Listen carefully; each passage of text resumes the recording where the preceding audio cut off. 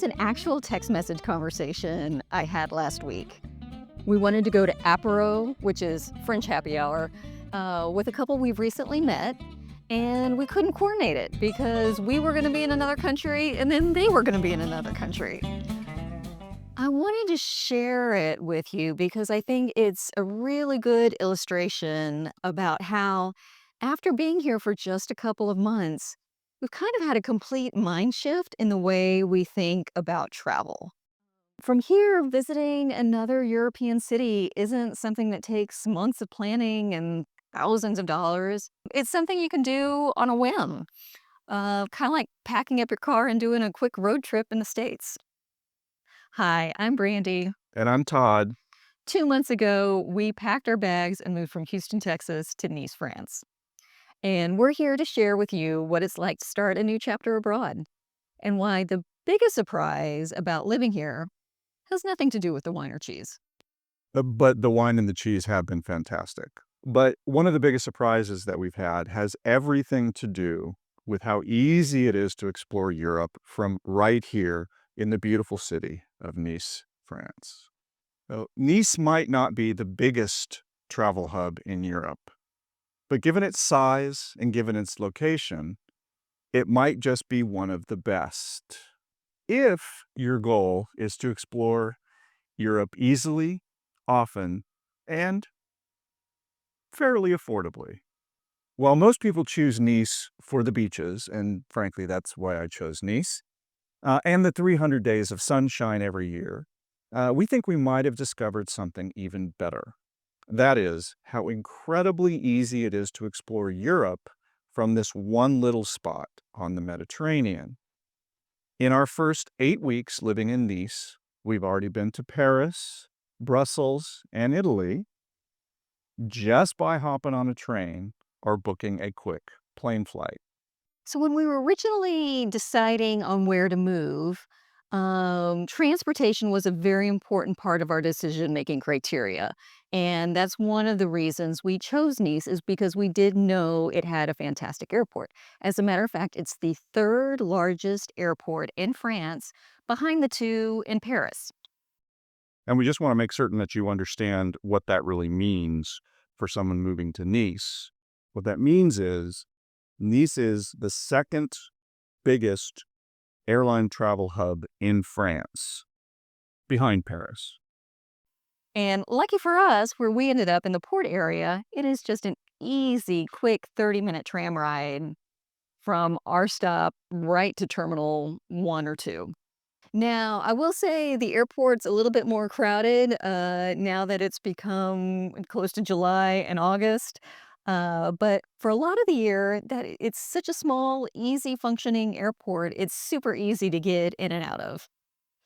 But one of the great things about the Nice airport is you can fly to 115 destinations from there. And most of the time, it's for less than what it would cost you to fly just one state over in the US. So you want to go to Rome? From Nice to Rome, it's about 75 minutes, a little over an hour, and 140 euros round trip. You want to go to London? You want to go see a soccer game in London? I'd love to go see a soccer game in London, yes. Takes about 2 hours to get there and 130 euros round trip. I'm going. So really, really affordable. Lisbon, Amsterdam, Vienna, all within super easy reach. So just for grins, I did a Google search on a 1-hour flight in the US from Houston. And a 1-hour flight in Houston will get you to either Dallas or New Orleans. And as I was checking prices on Southwest, the 1-hour flight from Houston to Dallas was $350. It's expensive. And the flight from Houston to New Orleans was, I think, $250. Now, from Nice, a 1-hour flight will get you to Venice or Geneva, and probably for less than what it would cost you, again, to fly an hour in the US. And I would bet that many of you would rather go to Venice or Geneva than Dallas. I'm just guessing. Yeah, me, Dan. So we've also had the opportunity to use a train system here, and the trains are fantastic too. Now, it's not as direct as a flight. It's gonna take you a bit longer to get to some of these major cities. For instance, from Nice to Paris, you have to go through Marseille and up, and it's gonna take us about 6.5 hours, something like that.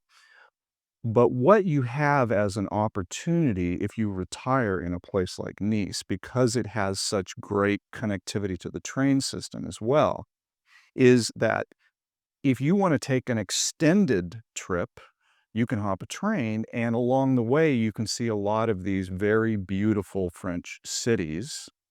We intend to sometime in August, I believe, we're gonna take a trip up to Strasbourg. Now, we could fly, frankly, but what we're gonna do is we're gonna take a French train, and it's about an 8-hour trip to Strasbourg. But along the way, you get to go through, cities like Avignon, you get to go to Lyon, and then what we're gonna do is we're gonna take the train about halfway, about 4 hours, stop, maybe it's gonna be Avignon, maybe it's gonna be Lyon, but we're gonna spend a couple of days in one or both of those cities, and then we're gonna hop back on that same train line, the next day, and we're gonna go, the rest of the way to Strasbourg.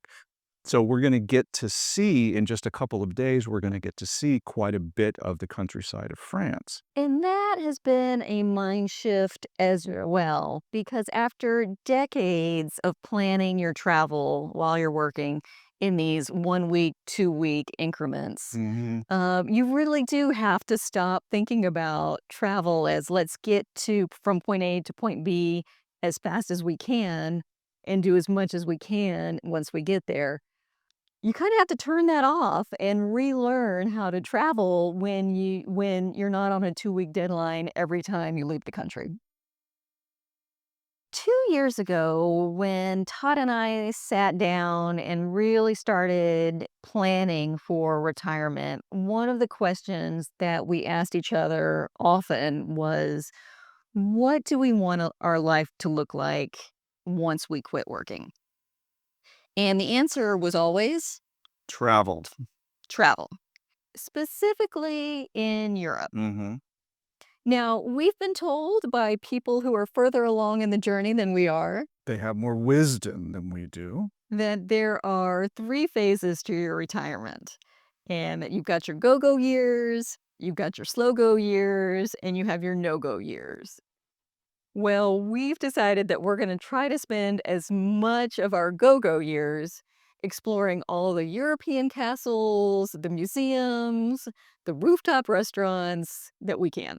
For us, living in France, and specifically living in Nice, isn't just about all the great things that are here in this city. It's also about where you can go from here. And all of a sudden, all of Europe Mm. becomes your backyard. So it turns out that this move gave us something we didn't really expect. That is a completely new way of thinking about travel, a completely new mindset. So here's the lesson that we have learned and we'd like to pass on to you on this. We chose Nice partly because of we thought it would have great travel connectivity because of the airport. But we didn't quite understand what that meant, and we are getting our minds around it. What it means is this: if travel is important to you, Yes. then Nice becomes an even more attractive opportunity than it was before. Let us know in the comments if travel is a priority for you in retirement and if what European city you'd want to go to if you could just pack up for a weekend and go. Where do you want to go? Help us. Help us decide. Help us decide. We've got so many options. Help us. As always, thank you so much for joining us on this journey and being right there with us as we learn what living in France looks like. Thank you for coming along. A bientôt. A biento.